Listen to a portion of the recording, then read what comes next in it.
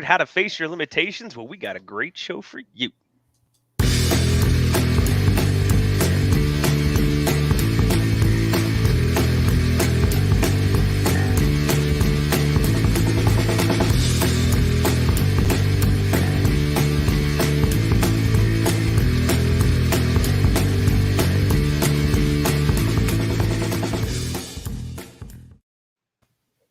Oh, where'd he go? There he is. Bring him back. Gerald is here with us today. We got a great show. Nicholas T. Smith, as always, is the best host, the hostess of the mostest. I don't know what you call Hostess. hostess. Hostess. Oh my gosh. It's going to be one of those shows. It's going to be a great show Indeed. today.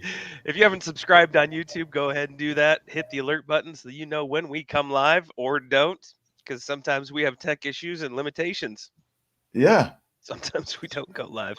And as often as we can, we'll have Gerald on the show with us. And we'll make it through, right? Yes. And then join us on Facebook at Tribe of Giants, because it's a great place to be. And, we love you.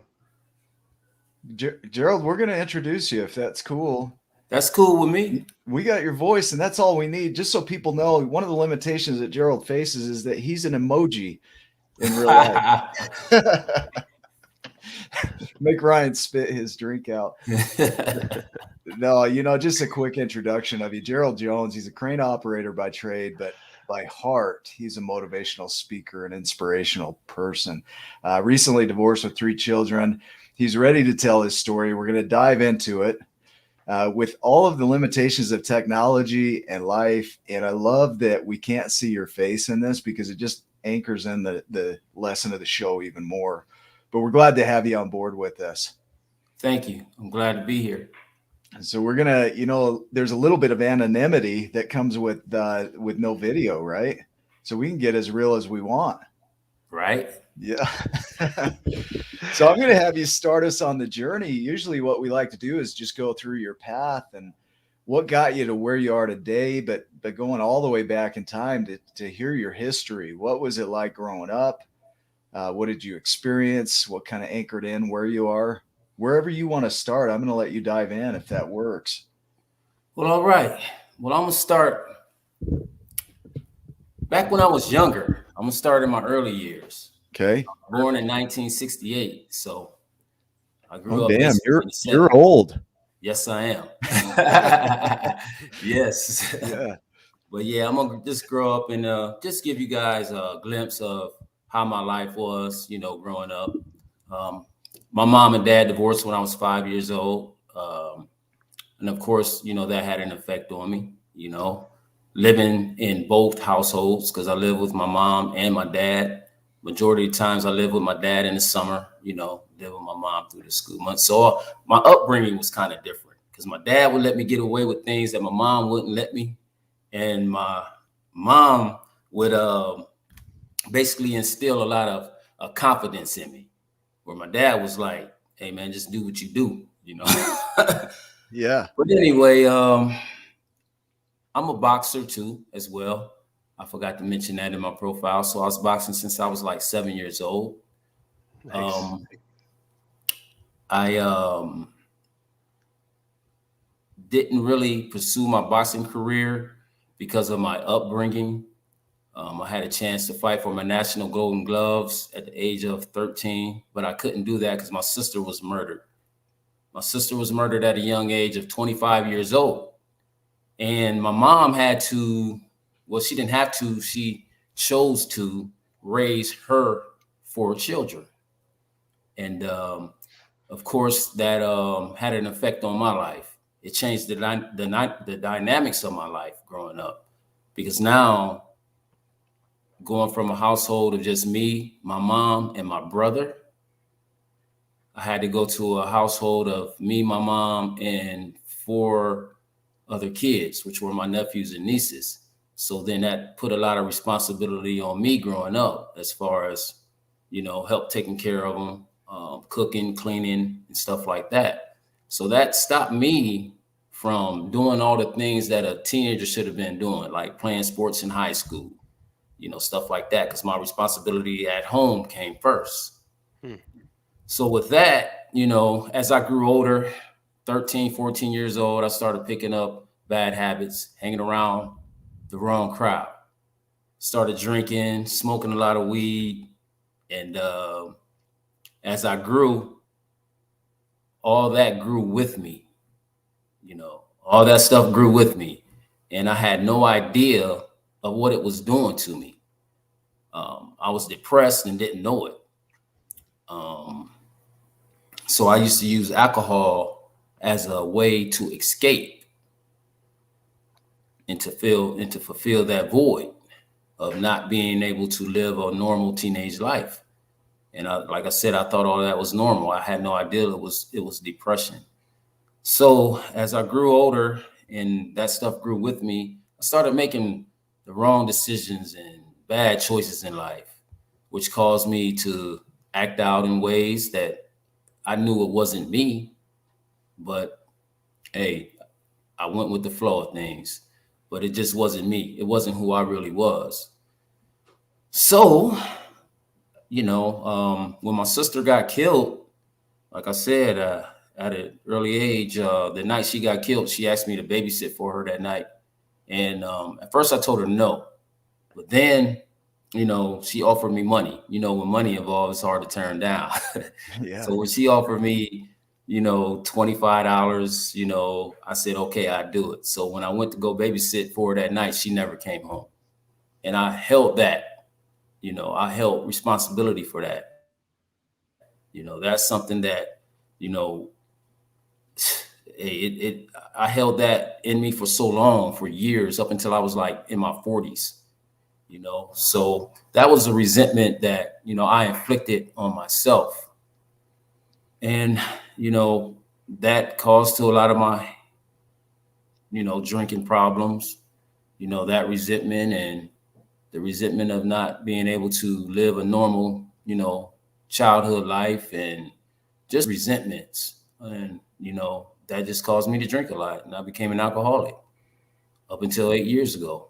Man, I want to hit on and just recap this a little bit. So, I mean, just looking at the upbringing and how that can cause the resentments, and the way I understand the word resentment is to refeel things, right? To sentir, to feel it, to refeel it over and over again, and then that refeeling of it drives us into either doing something about it or tolerating it, numbing it however we can. I mean, you went through stuff as a child where there was the divorce and that impacted you. So living in two separate households, then your sister getting murdered, and then those feelings, not knowing what they are, what to do with them.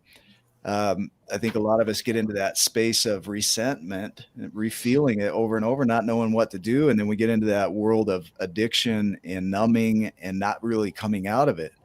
Does that sound in line with what you're sharing? That's exactly. Yeah. Yeah, that's accurate. And so what woke you up? Like, what had you step out of that and really look at your life and maybe question that? Well, I could just put it this way. With my alcohol use, the only thing I can associate with it was losing. So I felt like a loser. I felt like I was just losing because I was losing things. I was losing jobs, losing relationships, just losing things. And I got tired of losing. I got tired of feeling like a loser. So I went and got help. And where I'm from a small town of Canton, Ohio. If you know anything about football, that's where the Professional Football Hall of Fame is. Yeah.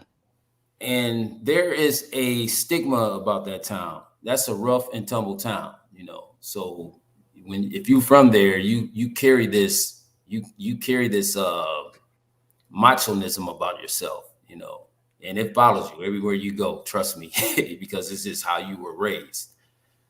So it was almost like I had to swallow my pride to go get help, if that makes sense. Yeah. Take us down that journey a little bit, because I think that I don't know if people, as many people, might be able to relate to, somebody in their family getting murdered. I know that it happens, and it's the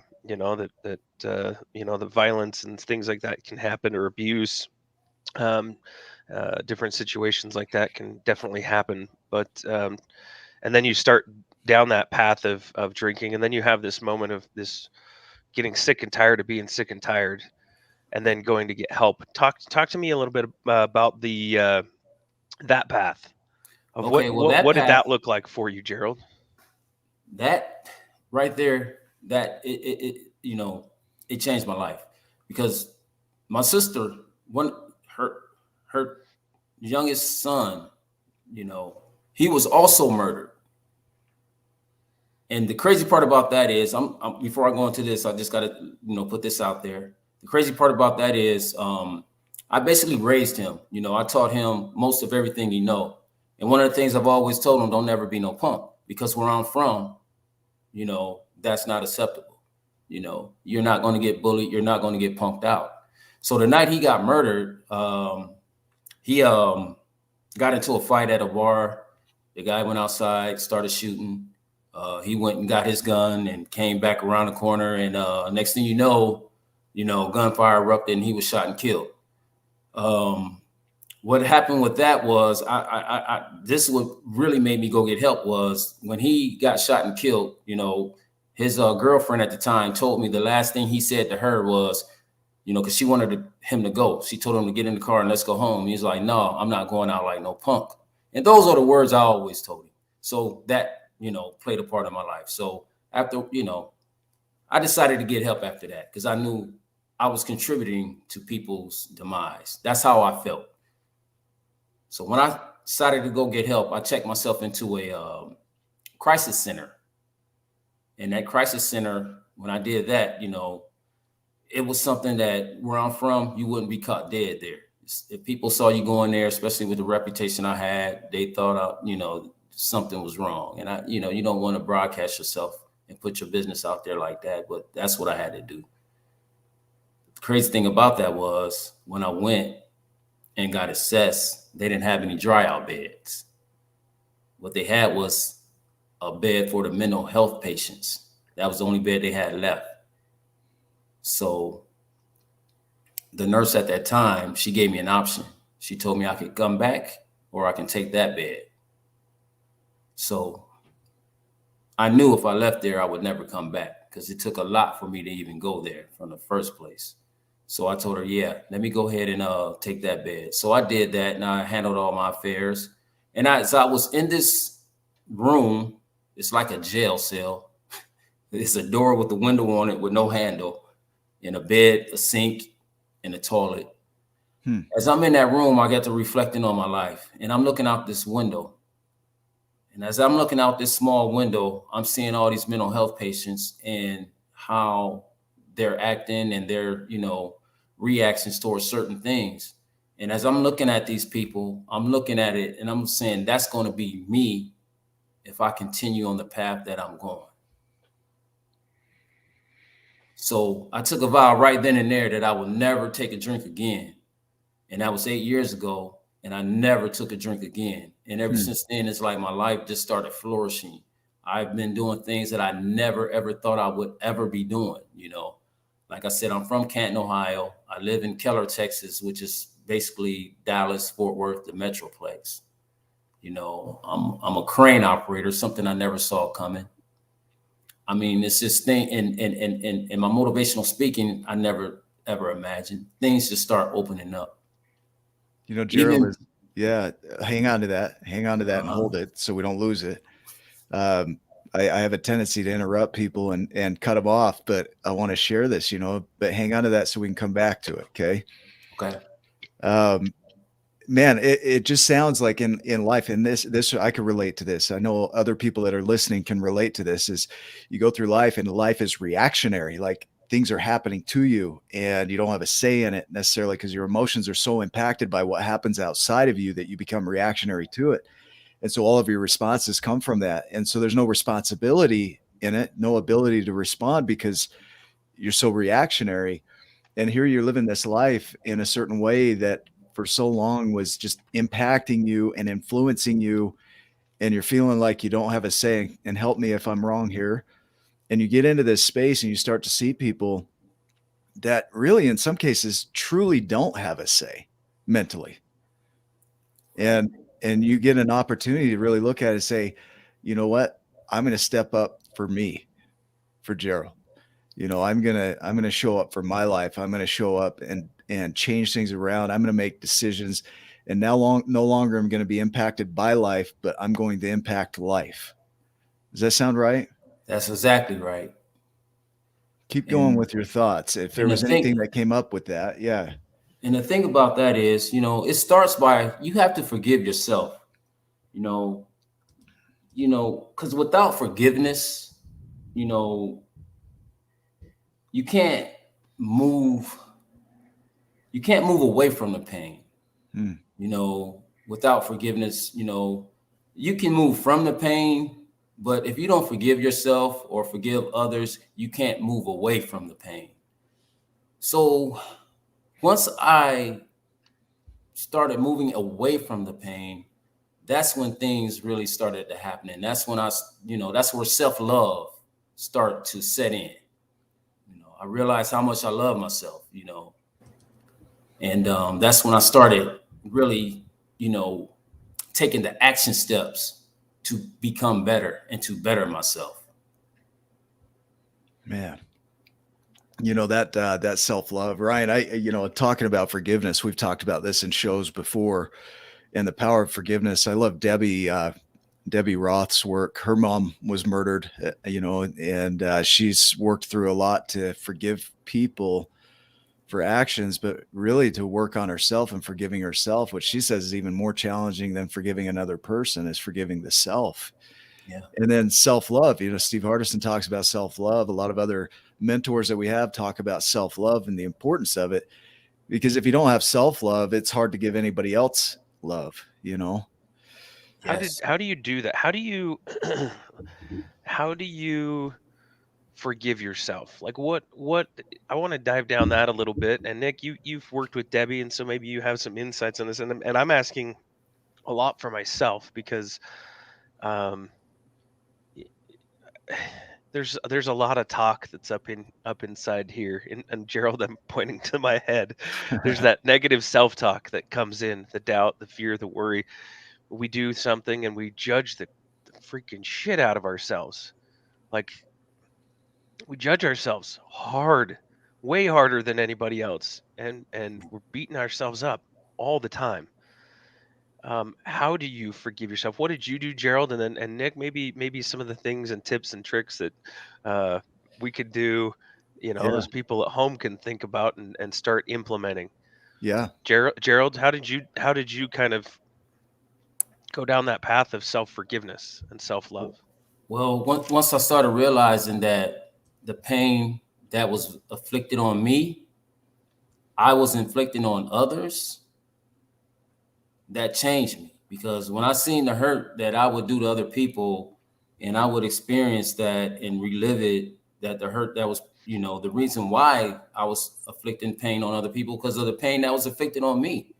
And I'm not the type of person that like to go through life hurting people. I'm not that type of person. I like to help people. I've always liked to help people. I was that guy that fought the bully, that stood Yeah. up for the little guy. But then once you start realizing that you're hurting people, and it's all because of the hurt and the pain that you experience, you want to change that. You want to change what's inside of you. You want to change that, you just want to change that. And you start picking up habits that require you to love yourself.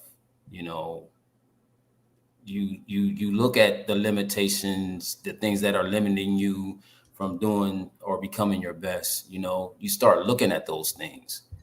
And only way I can put it is like this. You just have to forgive yourself, and you just have to really, take inventory of who you are and what you are about, and I start I working in also your hear purpose. I also hear, and I'm really good at interrupting as well, apparently. Sorry, Gerald. No, you're fine. It just came to me that at that point when you you finally put yourself first, when you checked yourself into that space, and you put yourself first, you became the number one priority instead of numbing out to everything else and all the things. And then you said, okay, Gerald's enough. Gerald's worthy. You might not have come out exactly like that, but that's what your actions said. Is that you're sick and tired of this, the way that you've been and the way that you've lived, and that that it's time. Nick, what was some of the things that maybe that can help us inside of that journey of Yeah. loving ourselves, and also the forgiveness work. I think the forgiveness work is on the journey to loving yourself, because that's kind of where it starts, is making yourself acceptable. And forgiveness, one of the best definitions I've heard, is to not cause additional harm, and not only to others but to yourself. Like, we've caused enough harm to ourselves already, so stop that. That's the first step.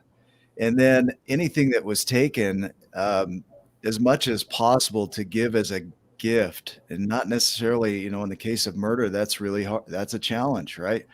Like, how do you give as a gift what somebody took that's so severe? And part of that is looking at how do you let that go so that it stops impacting you, because at the end of the day, that's what it's doing, is it's impacting you. So you want to go out and get revenge, and make it right, and make it even, and punish them. And so going back to the definition of not causing additional harm is the biggest thing. So, like, for me, I haven't experienced anything like that, but I've been through divorce and loss and business failures and things like that. And one of the biggest things I've learned is, don't cause additional harm. Like, don't make it worse than it already is. And so Wow. forgiveness, it's that case of, it's already bad. Do we need to really go make it worse, for ourselves? Wow. It, and so, just letting it be what it is, and then learning to live with the difficult emotions that come up with that it is what it is. And that's really challenging, but it is what it is. And no amount of what you do is going to change that. It is what it is. And so what you can do is grow from where you are. But if you're stuck in that rumination and resenting, right, the refeeling of it, and you can't let that go, then you stay spun up in this cycle of just being angry and bitter. And then from that space, acting and creating. And what you create is more damage. I mean, what do you hear in that, Gerald? I hear you Wow. responding, but what do you hear in that? I'm gonna piggyback off of that, and Yeah, it's this is not scripted, so we never talked about none of this, right? no, Before now, this is our first time ever conversating. The I guy think that so. murdered my nephew, I was at his trial, and when they went and they asked us, did we have anything we want to say, to the guy, you know, I told him, him and my nephew both had a choice, and both of them had the choice to walk away. And if either one of them would have just walked away, we wouldn't have been at that trial today. And then after that, I told him in front of a packed courtroom that I forgave him. Then after that, it was a domino effect. My family members started telling him they forgave him. And everything just changed. All that situation just changed because it was going to be some repercussions. It was going to be all kind of crazy stuff that was going to happen. But everything changed. None of it happened. And I'm thankful for that. But yeah. Well, I like that, because there's still a consequence for choices, right? Yes. Yes. But to go beyond that consequence is what we have a tendency to do. Is, I don't think that's just enough, right? Like, I want more than what their punishment is. I want them to suffer to the end of the world.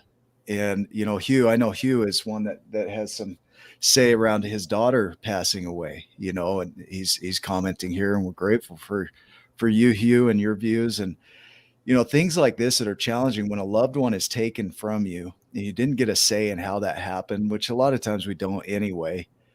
Or somebody, let's say in a divorce, you weren't the one that wanted out of a relationship, but it happens. Or a job or whatever it is to just get into that space of whatever the consequence is, that person needs to pay that price. But we don't have to, I love what Alex said, intentionally cause additional harm to that person. Right? Right. Ryan, what came up with you on that? I liked what Alex had said, because it becomes more of a conscious Yeah. awareness thing for me. Is that inside of that too, you have a choice. You could cause intentional harm, and you can cause non-intentional harm, or unintentional harm. Yeah, One of you're the two. good either way. We get it. Yeah. I barely speak English, so um, but inside of that is consciousness. It's awareness. It's being clear and intentional about your thoughts and actions. Inside of all of this, you have a choice. There could have been a way different outcome, Gerald, on your journey. You had all of these choices. Yes, you made choices, good or bad, however you want to label it. You started drinking and you started doing drugs and things like that, making what we call bad life choices. But inside of all of that too, inside of those choices, there was learning and there was growth. There was this point where Gerald got tired of the choices that, the consequences of the choices that he had made, and had a glimmer of hope that came in, whatever that was for you, that made you decide to step into that, to get help. And and then you started to become aware. There's this awakening period. Thanks, Alex. um, uh, but there's that awakening period, and I think that even if it doesn't happen like that for all of us, we don't have, like, I didn't have anyone in my family that got murdered. That's pretty intense. But I went through some stuff too, like, there's a lot of people at home that you could take this and then look back on your life, this reflection, and look back and see what you've done, where you're at, and you have these moments of awakening where you have choices, you have paths. This is right down the Giants and the Smalls book that Nick wrote. Is that Rit had choices. He had a path that he could go down. He went to go find help. How could I become a giant? How could I overcome my addictions? How could I um, overcome my limiting beliefs and expand them and grow, become a giant? Those things are pretty powerful things. So that's what came up when Alex was talking about intentional harm. I thought, huh. Yeah. And then for me, in the side of all the forgiveness, we're going back to that just a little bit. I don't know if I think I started writing it on a comment, but I stood in front of a mirror, and before I get in the shower, and I would literally speak to myself. Um, and some days I don't know that I really believed it. It was there's Yeah. still some feeling, emotion that comes up behind all that, and part of that is because now I've realized who I am and Yes. what I'm capable of. That's probably where that emotion comes from, is my heart, showing love for me, is that I have value, that I'm worthy, that I'm worth it, that I'm capable, that I'm deserving, and that I'm loved. And as I did that, those all of those, not all of them, because there's still some work to be done, because I had some things come up yesterday, and as far as receiving, I still need to work on receiving. But a lot of the past emotions and a lot of the past issues started to melt away as I spoke it into existence of who I am. We did a show the other day where Nick spoke, and Abigail Eliot did as well. They did I am statements, and they were powerful. And I'm working on my am statements, because I saw the power in speaking who you are, who you want to be, and then being that. And that's, it's funny, because Nick and Abigail had this huge I am statement, and that's exactly how I experienced them. And by them speaking that daily, and they have it memorized, and it's a lot. Like, it's not just like the Boy Scout motto here. This is just pretty intense, like, yeah. it was it was quite a bit. And I think Alex probably has some of that stuff, and a lot of these giants that are on probably have their version of their I am statements. But as you speak those things, they become reality. And that's what I heard inside of all that. That's Sorry, that was a little beautiful. long-winded No, there. that was And good. I'm gonna take a drink. that's great, man. And what you just talked about, man, the first thing that comes to my mind is an act of liberation. You trusted the process, and that's what you have to do. You have to trust the process. You have to fall in love with the process. And that makes it easier to love yourself and who you are and what you're about to become, Yeah, Gerald. So I want to tie into this, the power of depression, because people will say, well, I didn't know I was depressed. And there's really nothing to do when you don't know. But the moment you became aware that you got depressed, right? If you get depressed, you're aware something's off. And the beauty of depression, we had a show with, was it Shannon Young, Ryan? Hmm. And she talked about one of the R's. I'd brought up some of the R's of depression, that it causes you to retreat from the experience, to ruminate, to reflect on it, and to have a reverence for it, and to really step back and have some empathy and compassion for yourself, and then to re-engage with life and to refine that, right? To get better and better at that, at stepping back into the new life that you're creating. But what happens with depression is people numb out, so they don't go through the process. They're aware of it, which is that's what it's intended to do, is bring up the things that aren't working in your life so that you'll pay attention to them. That's what depression does. It's like, stop putting energy at this thing. And so it causes us to slow down. We literally have no energy. It shuts us down. And it's trying to say, look, what you're doing isn't working. And then we don't listen to it. We numb out. We're like, yeah, it's not working and this feels like shit, so I'm going to numb out. And then we get addicted to things. It's like, I don't want to feel this. But that feeling of it is what gives you the reverence for it and allows you to empathize and have compassion with others around it. And then also to write it differently, to start creating a new life. Try something different, try a new path. Does that sound true for you, Gerald? Yeah, that's definitely true. We can't continue to go along the paths that led us to nowhere. Yeah. Sooner or later, we got to decide to, start, taking that path that's going to lead us to the greatness that we all have. We all have greatness in us. The ability to find it lies within ourselves. So it's up to us if we're going to make that choice or not. Like I said, you can't hold on to resentments. You got to learn to forgive yourself. Most importantly, you got to love yourself. Self-love is very important. And it's like when it's like pivoting. Yeah. When you make a pivot in life, you want to move forward. You don't want to just keep going in circles. You don't want to just Right. keep pivoting around Pivot, and around and around. pivot, like 4 in a row puts you right back to where you are, right? Like, Exactly. yeah. This might be out there for a few people, Gerald, but I at one point in time I sat down with Nick, in fact, and Amy Bingham, and I wasn't much into meditation. I wasn't much into a bunch of that type of modality. That just wasn't at the time, but I decided to participate.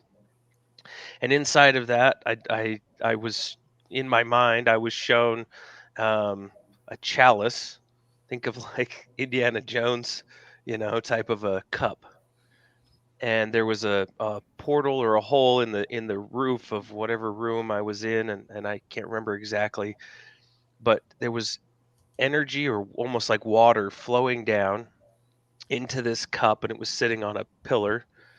And as it filled up, it was flowing over the top. And I don't know if you can see that at Yeah. home, but I drew it as we were inside of the meditation, and I didn't want to share it because I thought it was kind of hokey at the time, and I was embarrassed to show it. But as you're talking about this stuff,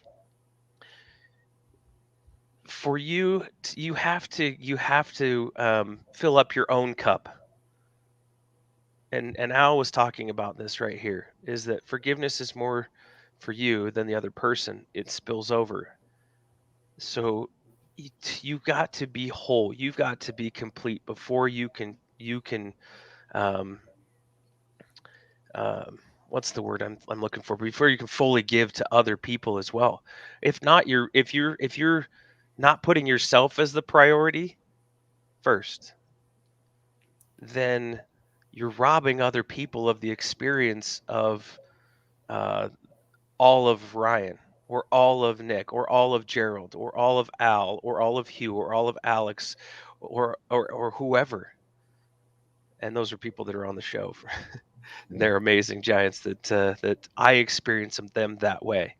Is that they've filled up their own cup and healed, and they've forgiven themselves, and they're allowing the flow, and then it overflows. And Nicole is at home saying yes, because she's constantly telling me to take time for Ryan, because when Ryan's not full, when Ryan's cup isn't full, or when he's not healed, then it it's not helping the rest of the tribe, the rest of the group.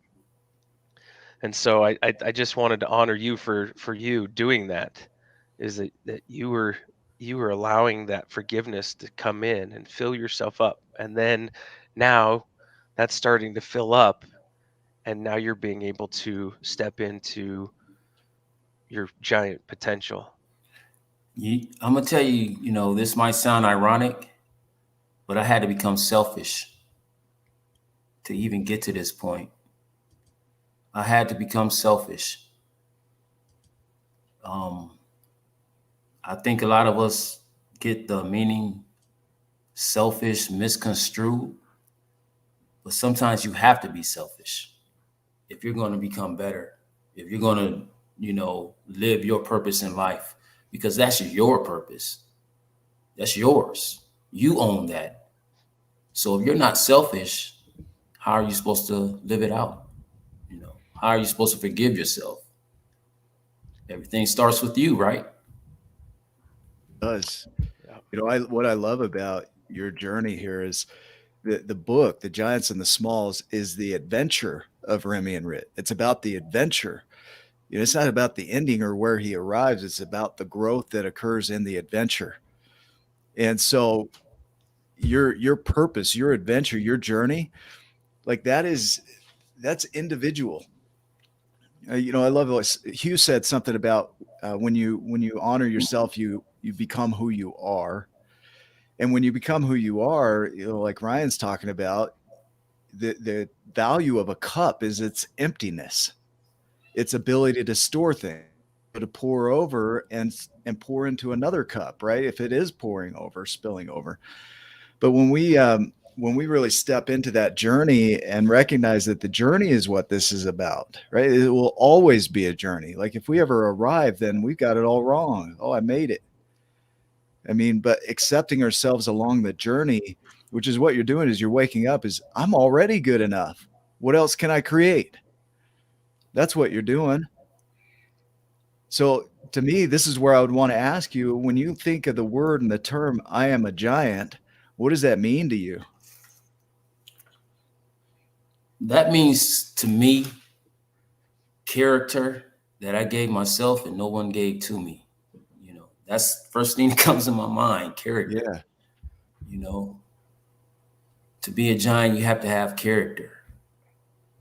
You have to, exude that character. You have to, put it out there and let people know. I mean, you can't just hold it in, and you can't just be, private with it, because that's the only way you're going to motivate and inspire others, is by doing what you guys are doing right now. And I really commend you, and I thank you again for this opportunity.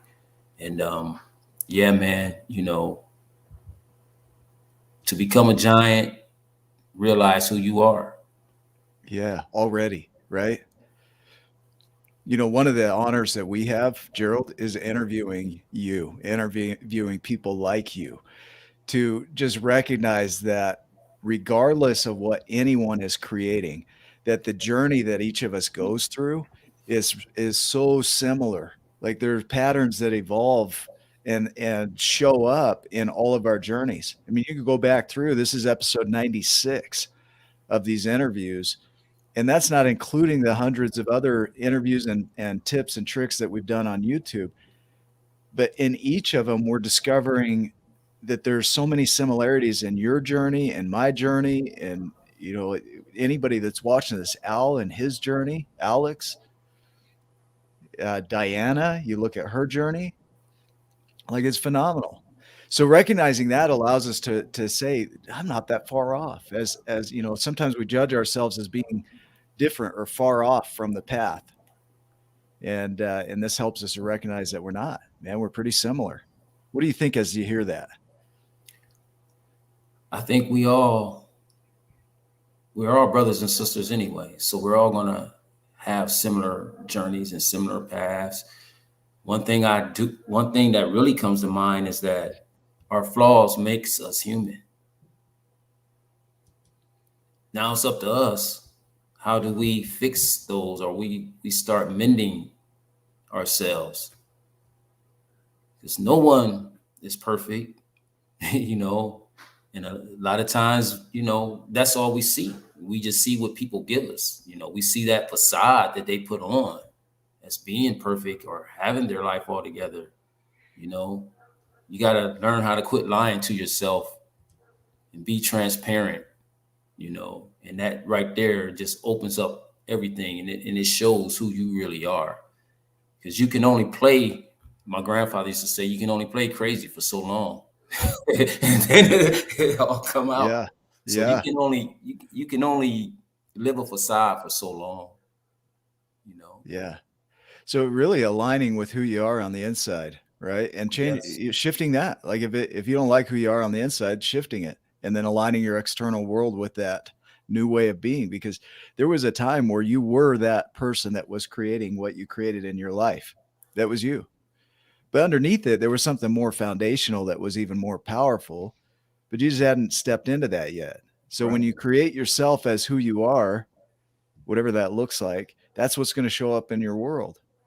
Exactly. You know, we all have it in us. I mean, we all know right from wrong. You know, we knew that from conception, right from wrong. It's just how we act on it, you know. Sometimes we do things and our actions, you know, lead us to make our lives smaller. But there has to come a time when you have to realize that your actions can also improve your life and make your life that much greater. Yeah. Man, I think of that, the waking up. Some people aren't awake, you know, yet. They're waking up. Shows like this get people to wake up. That's why we call it Wake Up with Giants, is because we want you to wake up. Because what can you do if you're asleep? What can you do if you're not conscious of your life? What can you do with that? There's nothing to do with that. Ryan, Nothing. go ahead. What came up here? Or definitely not as much as what is truly inside. And that's a never ending process. That's a discovery of capability. We talk about the mind and the ability of the mind. And Nick could go into this a little bit because this is right down his alley. But you have the same brain as Einstein. You can fit all of, what is it, Nick? All the books that have ever written, that will ever be written, all of the TV shows, all the movies, everything You could inside of store your the brain. entire internet in one human brain. Yeah. One human brain. Every book that's ever been written or ever will be written could And yet, store in there. yet we sit here and say, I can't do that. Get out of here. We have Get out of stories here, of right? people We that, put these stories on, yeah, right. yeah, These limitations, but it's a lifetime of learning and growth. And once you hit, we call it, we talk about being giant. Well, the interesting thing about becoming a giant or hitting that pinnacle or that spot is you look over across the next valley and there's another mountain to climb.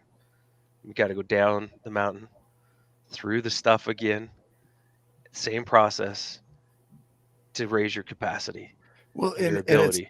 it's not like a have to, it's like, oh shit, I got to climb Yeah. another Yeah. No, you mountain, don't right? have to. You don't have to do anything you don't want to do. Right. Whatever. You have a But choice again inside of all of that stuff. like mountain climbers will say often, well, I climbed this one and now I want to try and climb that one. What else can I do? That's the beauty of it, is there is no limit to your capacity other than what you set. So if there were a thermostat on your body that would dictate your capacity, you're the one controlling the thermostat. Hmm. And so, the ability of the brain to store information, not only store it, but to manipulate it and create something different, to take that ethereal, the stuff from the ether, and turn it into reality.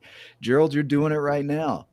Like, you're taking the imagination and dreams and visions and you're turning them into reality, and you're manipulating the materials that are already there into something new for your life.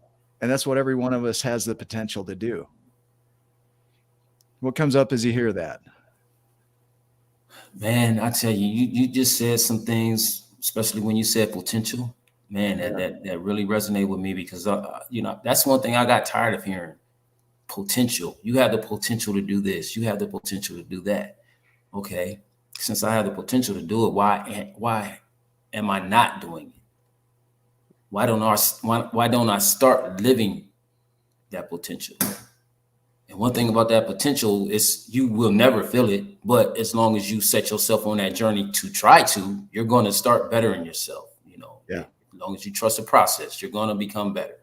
Because once you reach one goal, hey, only thing you want to do is reach another one. Yeah. So that's what comes to my mind. I mean, it's like it's a never ending process, and you never reach that greatness that you picture in your mind, because now it just opens up other worlds. It just opens up other things that you want to do, and that's the beautiful thing about it, And then the more you do that, the more you start loving yourself. Self-love is endless. You never ever can love yourself enough. Well, it's one of those things that the more you give, the more you gain of it. It's a weird construct, right?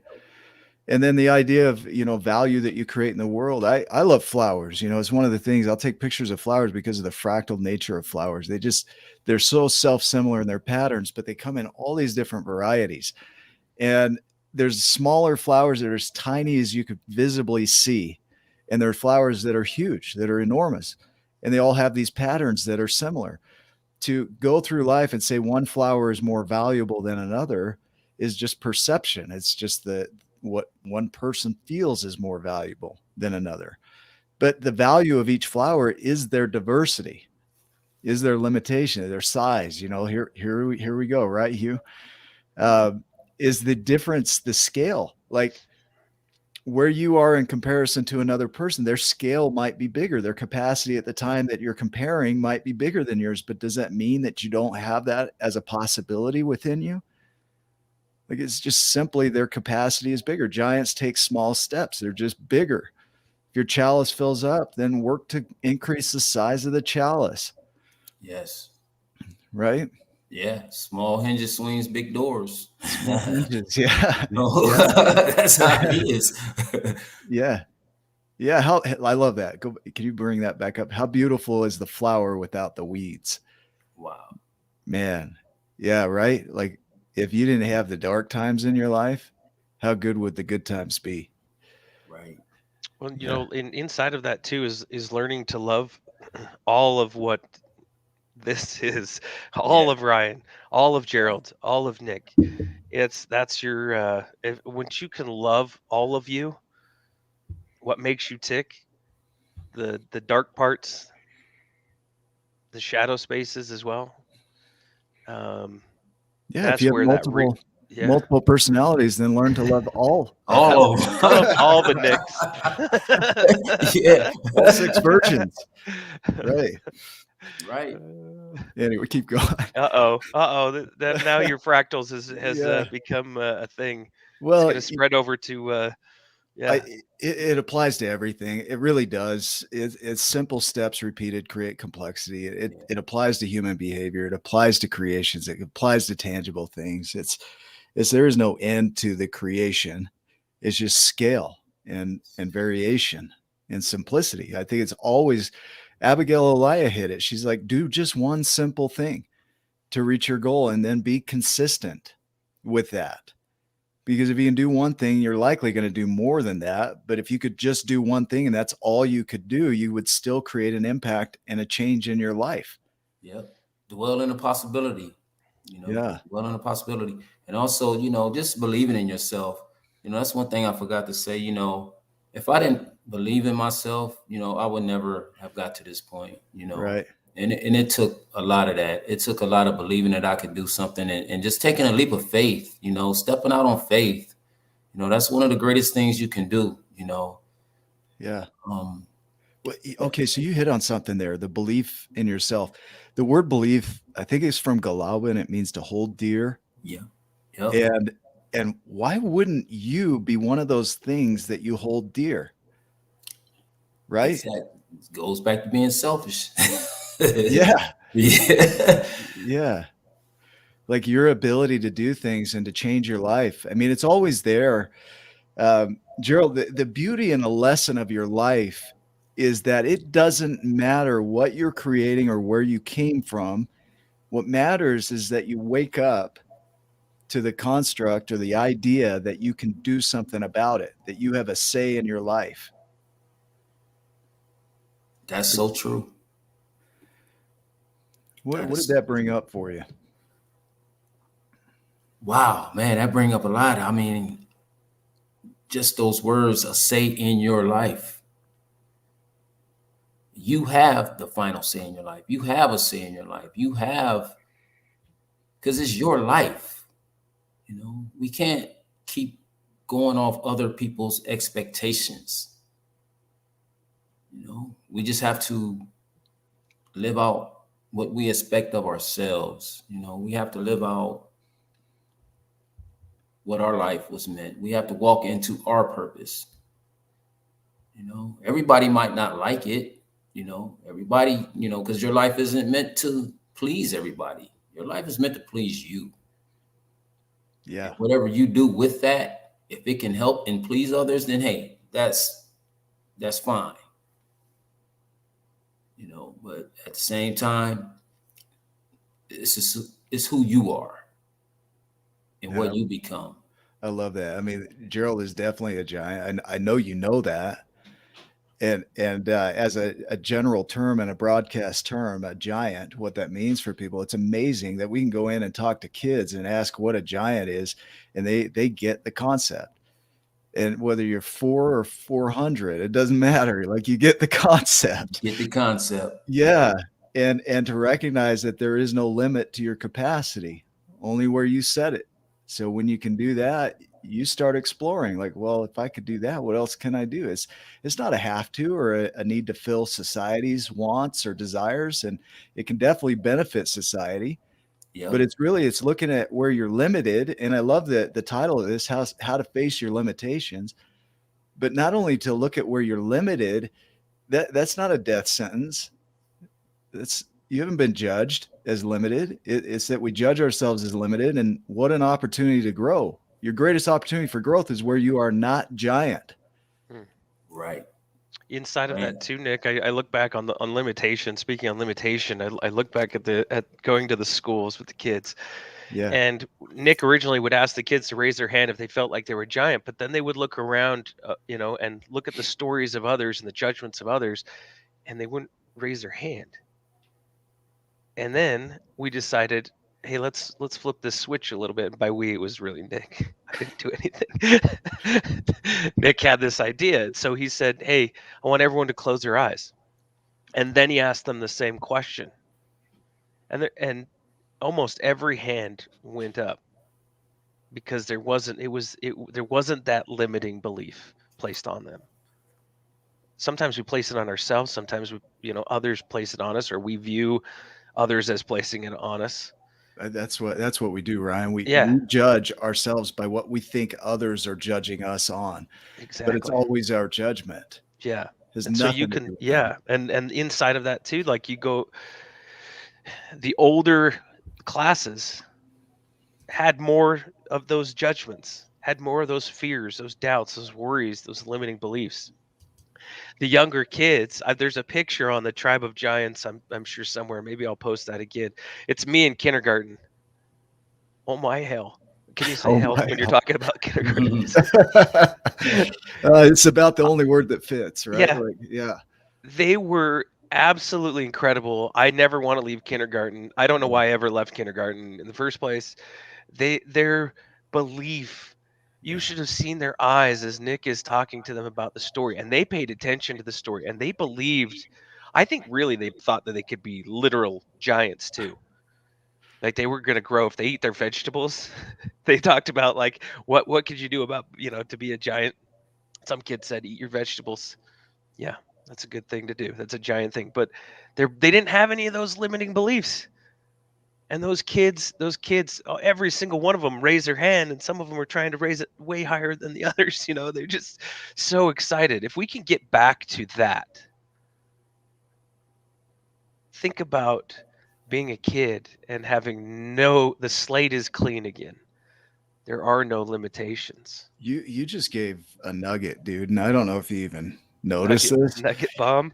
Your nugget bomb is your limiting belief. So when you say the kids didn't have limiting beliefs, and the limiting beliefs are the things you hold dear that just kind of cap out your capacity. That's all they do. But honoring your limiting beliefs is one of the greatest things that you could do, is recognize where you are acting out limited and to shift that around. Like if that's an area, one of the things that I hear often is like, I love knowledge. Like I love operating from the brain.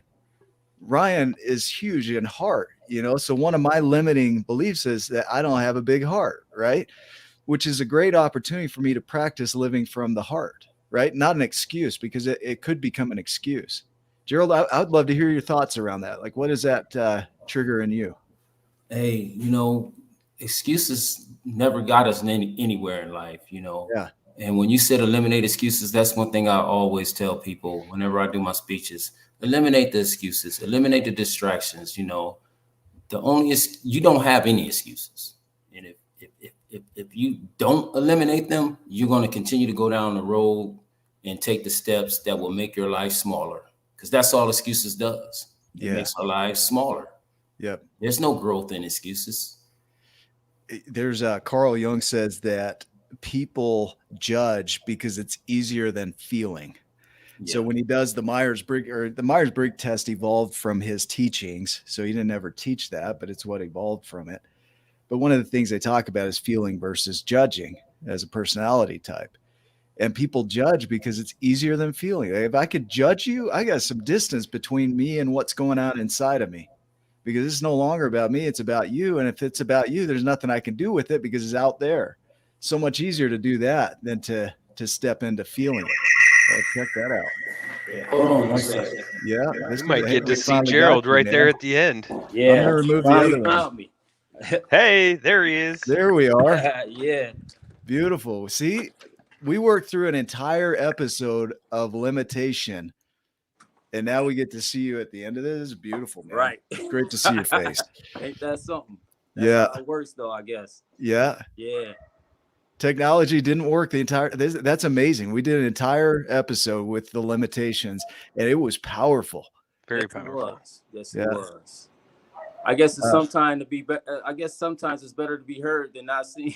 I don't think so. I look at that face and I'm like, man, that adds to the value of this whole thing. Is, man, that dude right there. That's the beauty of it. Is this out here? The surface stuff is similar. We all have similarities, but what's in here, that's where the opportunity for growth, it comes from in each of us. Right. And man, you just inside, if nobody ever saw your face, they would know that Gerald is a beautiful soul. Amen. Right. And then you got that damned face. Now they're like, damn, man, he's beautiful on the outside too. Right. Thank you. Yeah, man. Thank you. But yeah, like I said, man, this was awesome for me, just to be a part of this and to share my story. And it's a lot more to it because it's a continuing story. It never stops. Yeah. Never stops.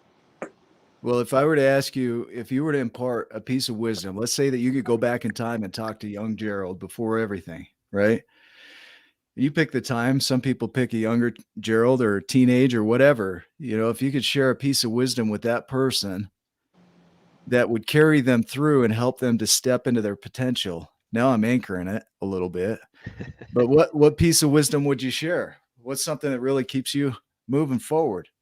I would tell them to always believe in yourself, and there are no limitations. There are no limitations. As long as you believe in yourself, you can achieve anything you set out to achieve. If you can think it, believe it, you will do it. You will do it. Brian, what do you have on that? And I agree. I loved this because the whole time we could be sitting at home. Anybody at home could be listening to this, wondering and picturing what does Gerald look like? Who is this mysterious man behind the curtain? It's like the Wizard of Oz effect, right? Right. Yeah. And so yeah. they in the Wizard of Oz, Dorothy and all the bunch had thought about what the wizard looked like behind the screen, and when he came behind, he wasn't any less powerful. He was still him. And whatever he was, he was. But then he was what he was when he came out from behind the curtain. And Man. Gerald, you're a giant, man. It doesn't matter what you look like, and it doesn't matter any of that. What telling your story and listening it here was a powerful example of just not judging and listening. And then also at home, it's an amazing parable. I don't know. Not by accident. Like these Yeah. things don't happen by accident in our world. Like this is keep going, right? I won't steal your thunder there. That's awesome. That's it. That's exactly it. I'm kind of amazed, not surprised, because Yeah. that's the way the universe operates. What are the odds? The odds are not good, But surprisingly but high. surprisingly high. Yeah. Yeah. We talk about that a lot, is that we're not surprised. We use the term "and then" all the time. Yeah. And then this happened. And then, try to top me and Nick say it all the time to each other. And then you'll never believe what happened. But it is believable. And what you're doing and what you've done to from where you were to where you are, I cannot wait to see, with the foundation and the giantness, the giant pillar that you're standing on now, where you're going from here, Gerald. I really can't wait to see what your life looks like in a year, 5 years, 10 years, because you're doing it, man. It's interesting that you say that. Right now, like I said, I'm 53 years old, and I attend the university, Grand Canyon University, online classes. And what I want to do is, my field of study is mental health with the emphasis on substance and alcohol abuse. And I tell people all the time, I lived it. I lived it. So by me adding a degree to it, it's really going to open up a lot of doors, for me going forward. And well, I hope this video helps in your efforts, man. Oh yeah. I believe it will. My thing is, the learning experience. You're never too old to learn anything. This experience right now, I've learned so much from, by all three of us just sitting here talking and expressing our feelings and showing our emotions. Man, that's a beautiful thing. Three people that have never met each other until now, that can come in and fellowship like this. Man, that's beautiful, man. You want to talk about the new macho, man? Yeah. Yep. Yeah, man, it's you really have a great energy about you, and just being able to sit with you through this has been, I've grown through it. There's so much I can learn from anybody I interact with if I'll just sit with it and listen, and so I'm grateful to have had you on the show. Is there anything else you want to share? If I could share anything, the best thing for us moving forward in life, it's like I said, man, just respect yourself, respect others, love yourself, and love others, because you touched on it earlier. If you don't love yourself, how can you love anybody else? If you don't respect yourself, how can you respect anybody else? If you don't believe in yourself, how could you believe in anybody else? You know? Yeah, beautiful. Ryan, any other thoughts today? I'm just humbled and grateful. I'm grateful for your path, Gerald, for all of the things that you got to experience to lead you to this very point where we had the privilege and the honor to have our paths cross. And you're right on time. You're exactly, Nick says this, right? You're exactly where you need to be. You're exactly where you have everything inside of you already, and you're seeing it and being aware of it and growing through it and learning. And I love that about you, man. This has been powerful. Thank you so much for your time. Thank you. Thank you. I really appreciate it. And like I said, I hope we all can keep in touch, man. I feel a connection, that, we all can help each other and grow from each other, man. I just feel that. Yep. For those that are watching, we need your help. So what we need your help with is getting this message out there. So we have YouTube and Facebook and all these shows. And the thing that I'm asking right now is, please share it. Will you share it? And so if you're not subscribed on YouTube, like, go subscribe to YouTube, hit the notification bell so you know when we're going live, and then share this with your friends. If you know somebody that would benefit from Gerald's message today, this is a powerful message. There's somebody in your life that could use this message today. Send it to them. Share it with them. And inside of all that too, this is going to green screen out a little bit. I'll hold it kind of sideways, but go pick up Nick's book. It's called The Giants and the Smalls. And read through it, because you'll be able to see your own journey. You'll be able to see Gerald's journey in a clear picture or light, and go, oh, that's me. That's where I'm at in my journey. Oh my gosh, it's amazing. I had somebody do that the other day. A friend of mine, a neighbor that I sent the digital copy to, because he was running the Moab 240. That's 240 miles he ran. And I said, man, you are a giant. Like, this is amazing. You need to read this. And he read it and said that exact thing. This is me. This is my story. Oh my gosh, you wrote my story. No, I didn't write it. Nick did. That's a new key phrase right there. He read it and said it. Right? He read it and said it. Awesome. Okay, guys, thank you for being on. For those that are watching, join us next week for another awesome guest. Join us for the radio show, which will be right after this on Cat Country. It's already been recorded, so it's all already live. And man, just thanks for being a part of our journey and for supporting us in this. And thanks for letting us support you.